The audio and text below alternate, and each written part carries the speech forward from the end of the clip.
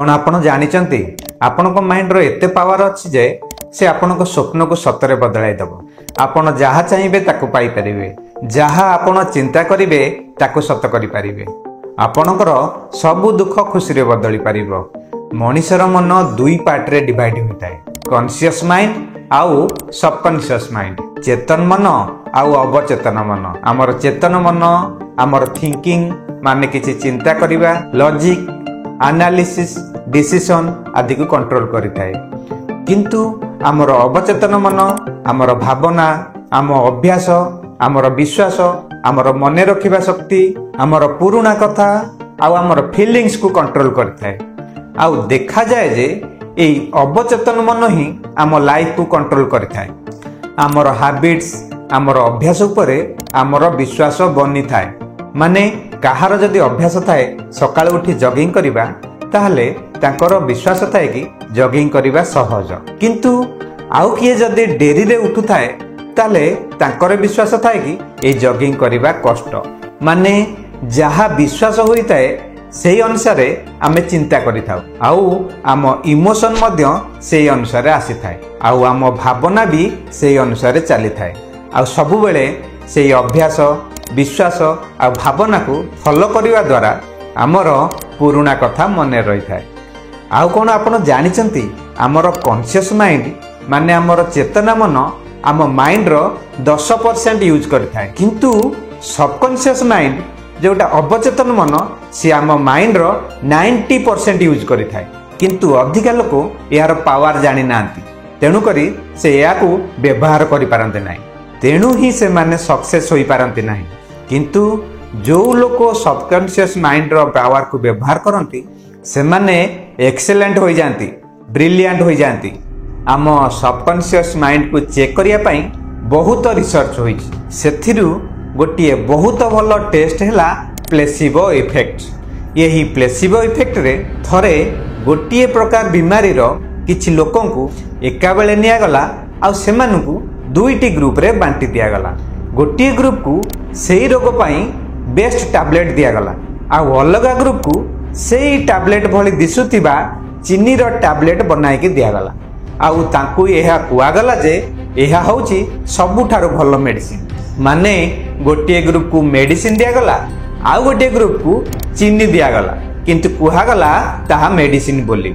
किछि दिन परे देखा गला कि दुईटी ग्रुप रु रोग समान भाव में भल होउछि। माने जी मेडिसिन खाइथिले सीए भल होउचंती, आउ जी मेडिसिन ना रे चीनी खाइथिले से माने मध्य भल होउचंती। यही एक्सपेरिमेंट रु जणा गला जे मेडिसिन जोगु नुहे, केवल तांकर चिंताधारा जोगु, विश्वास जोगु ही से माने भल होउचंती। से माने रोग भल हेबा पई मेडिसिन खाउचंती, आउ ताहा भल हेबो एही विश्वास को तांकर सबकॉन्शियस माइंड सत भाबिला, आउ बॉडी को रोग ठीक करिया पई सिग्नल देला, सेथि लागि रोग भल हैला। ए तो थिला रिसर्च कथा। एबे आमे आपनको कथा भाबिबा, एग्जांपल ले बुझिबा। माने आपण स्पीच दवा पई स्टेज रे चढ़िले, आपनको सेही स्पीच पूरा मने अछि, किंतु आपण स्टेज चढ़िला बेले आपनको मन को आसिला जदि किछि भूल हो गला, जदि मु कोठी अटकी गली तो बहुत थर एपरी हुए कि पूरा स्पीच मने थिले भी आपण आत्मविश्वास हरै दियंती, भय आसे, नर्वस आसे। एहा एथि लागि होइताए आपनको माइंड को भयर चिंता आसिला तो सबकॉन्शियस माइंड आपनको पुराना भूल को मने पकई दबो, आउ आपण नर्वस हो जिवे एवं सबु भूली जिवे। किंतु सबु सफल लोक तांको जीवन रे एथि लागि आगु को जाई पारंती, एथि लागि सबु मुश्किल को पार करि पारंती कि से तांको माइंड को सबु बेले पॉजिटिव रखितांती। सेथि लागि तांको कॉन्फिडेंस मध्य बढ़ी थाए। सफल लोक केवल पॉजिटिव चिंता तांको माइंड को देइथांती, जेहुति पई तांको माइंड सबु प्रॉब्लम रो समाधान बाहर करि पारे। तो फ्रेंड्स, सबकॉन्शियस माइंड रो पावर को व्यवहार करी आमे जो डायरेक्शन रे चाहिबा आम लाइफ को नहीं पारिबा, जहा चाहिबा ताहा पाइबा।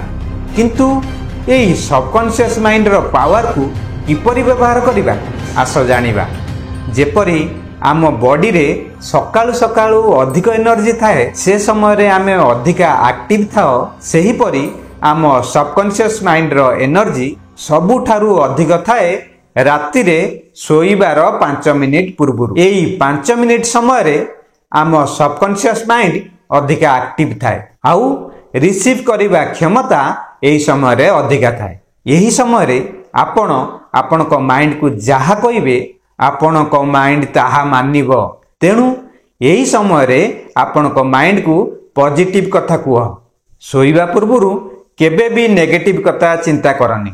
एहा कुह मो भितरे ताकत अछि, मु सक्सेस होई पारिबी, मोते सक्सेस मिलिबो माने मिलिबो, मु मो समय को बहुत भल भाबरे मैनेज करूछि, मोर महान लक्ष्य अछि, मु प्रतिदिन मो लक्ष्य पाई पढ़िबी, मु कठिन परिश्रम करिबी, मु चेष्टा करिबी आउ निश्चिंत सफल हेबी। मो परिवार मो आखपाख लोक मते एथि लागि सहयोग करूछंती, मते पाठ पढ़िबा पाई मजा लागे, मते सफलता पाइबारु केही रोकी पारिबे नाही। एपरि कथा कहिबा द्वारा आपनकर सबकॉन्शियस माइंड पूरा एनर्जी सहित से इनफॉरमेशन को रिसीव करिथाय। आउ जेबे सकाळे आपनकर निद भांगिबो आपनकर कॉन्शियस माइंड आपनकर सबकॉन्शियस माइंड थारु से इनफॉरमेशन पाइबो, सेही कथा को सत करिबा पई लागि पड़िबो। यही वीडियो आपनकर जीवन को पॉजिटिव आउ सक्सेस रे भरि दो, एहा ही मोर आशा।